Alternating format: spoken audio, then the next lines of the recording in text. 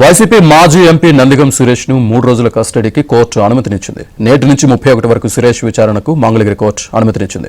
దీంతో గుంటూరు జిల్లా జైల్లో రిమాండ్ ఖైదీగా ఉన్న నందిగం సురేష్ ను పోలీసులు అదుపులోకి తీసుకున్నారు.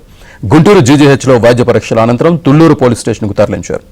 టీడీపీ కార్యకర్త రాజుపై దాడి కేసులో నందిగం సురేష్ అరెస్ట్ అయ్యాడు.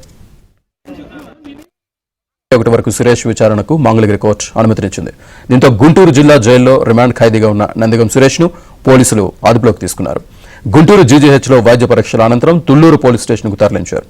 టీడీపీ కార్యకర్త రాజుపై దాడి కేసులో నందిగం సురేష్ అరెస్ట్ అయ్యాడు. 31 వరకు సురేష్ విచారణకు మంగళగిరి కోర్టు అనుమతినిచ్చింది.